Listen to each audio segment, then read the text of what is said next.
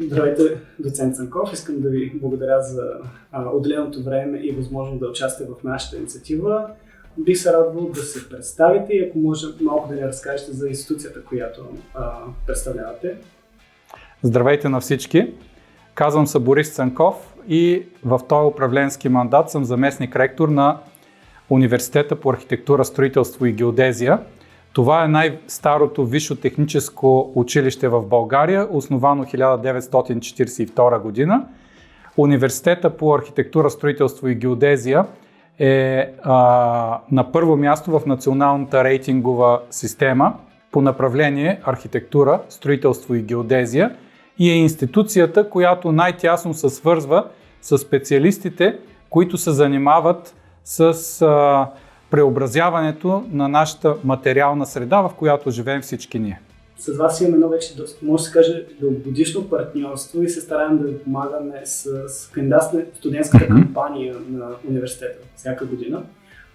Може да ни кажете с какви предизвикателства сте се сблъсквали на ниво маркетинг и дигитален маркетинг, защото определено това е една доста иновативна стратегия, която приложихте, мисля, че преди около 3 години я стартирахме. Бихте ли да споделили малко повече? Да, разбира се. Основното предизвикателство, с което се сблъскахме е следното. Преди да настъпят промените през 90-те години, нашите възпитаници бяха в фокуса на общественото внимание. Не беше нужно да рекламираме професиите, които се изучават в университета. Достатъчно беше да кажеш, завършил съм строителния университет. Това за всеки гражданин на републиката говореше твърде много.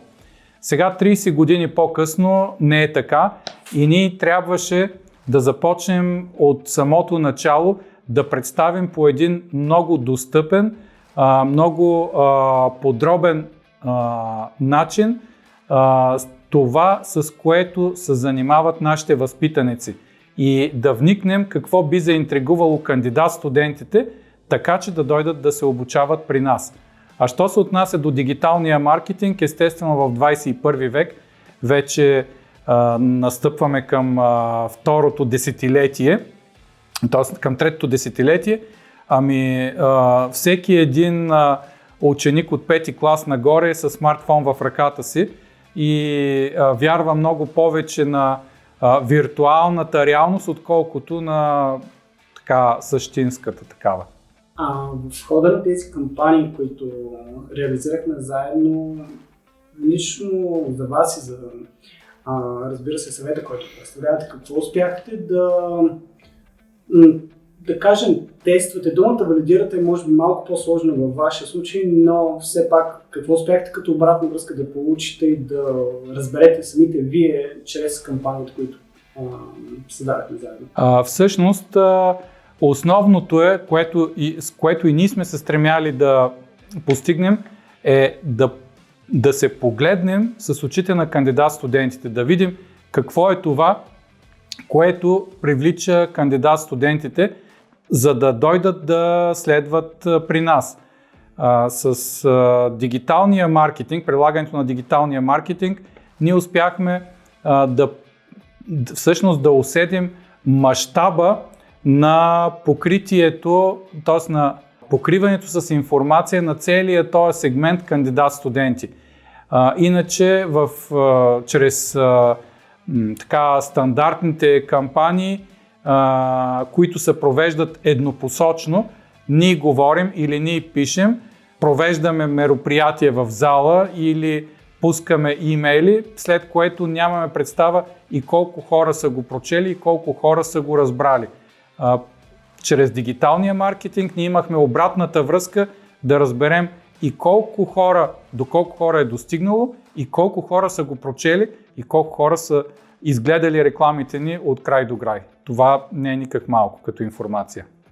Вече като екип, който има поне 3 години дигитален опит за кампании, какво бихте посъветвали други институции, ако в момента се замислят как биха се възползвали от дигиталния маркетинг? И разбира се, втората част на въпроса е много любима за нас. Имаше нещо, което така ви направи много приятно или вау впечатление при работата с Агенция Explore?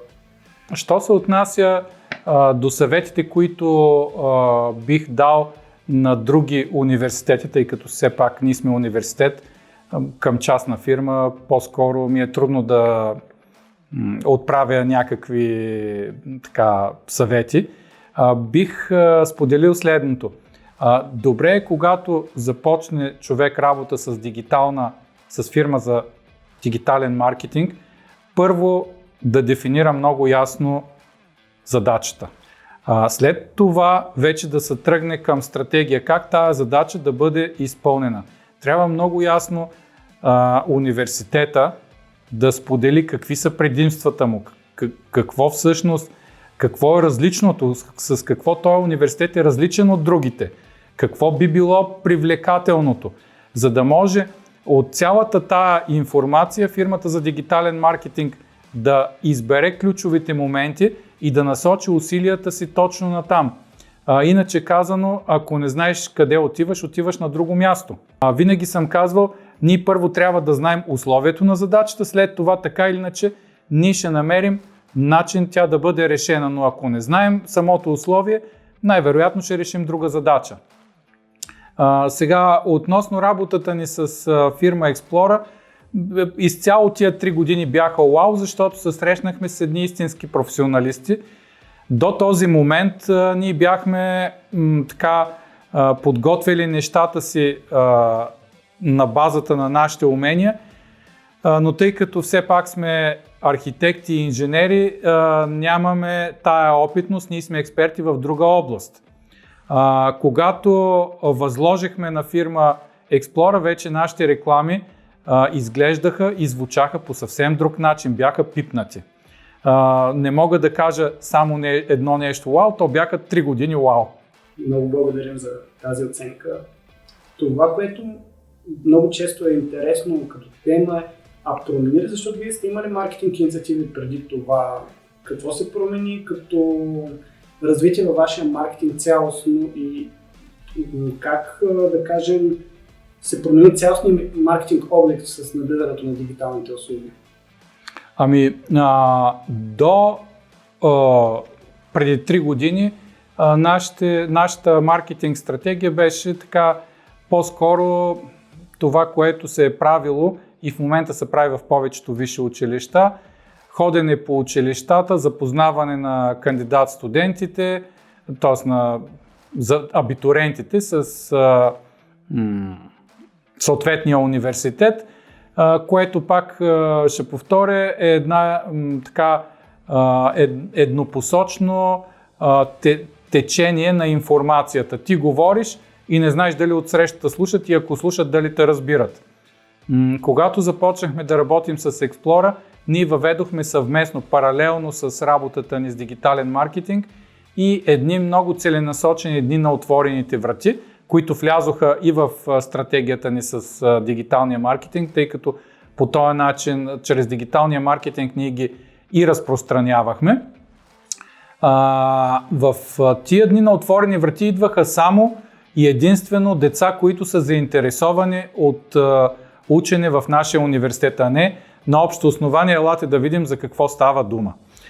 По този начин ние вече имахме много ясна представа колко човека са минали през тия дни на отворени врати и то съвсем целенасочено. Тоест тия деца идват с намерението да учат при нас, а не посетихме 20, 50, 500 училища и колко ви чуха, не се знае. И като финален завършек на това видеоинтервю, някакъв съвет или препоръка за хората, които го гледат, които под някаква форма се намират в ситуация да вземат решение, свързано с тяхната институция или бизнес, свързано с дигиталния маркетинг, нещо, което вие за вас сте си извлекли като поука?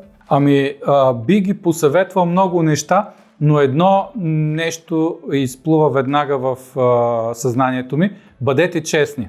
Значи, колкото и да желаете да привлечете клиенти, нашето верою в университета на сегашното ни ръководство, вярвам и на предните ръководства е било подобно, е да бъдем честни и коректни спрямо кандидат-студентите. Казваме какво ние предлагаме, какви специалисти обучаваме, какво представлява нашето обучение. Но всеки един потенциален кандидат студент трябва да прецени това ли е неговото място. Защото вярвам, че няма нищо по-добро от това да превърнеш хобито си в професия, а не да се мъчиш цял живот. Тоест, бъдете откровени, бъдете честни, не привличайте на всяка цена клиенти, по-добре щастливи, отколкото да се мъчат при едно бъдещо сътрудничество с вас.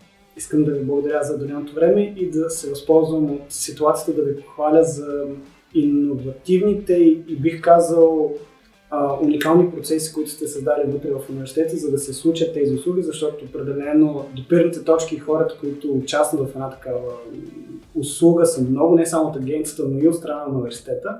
И би казал, че е нещо, което много хора биха взели като пример и да се пожелаем още бъдещи години заедно да помагаме студентите да станат част от университета по строителство и геодезия. Благодаря, успехи на вашата фирма, дай Боже, още дълги години работа съвместна.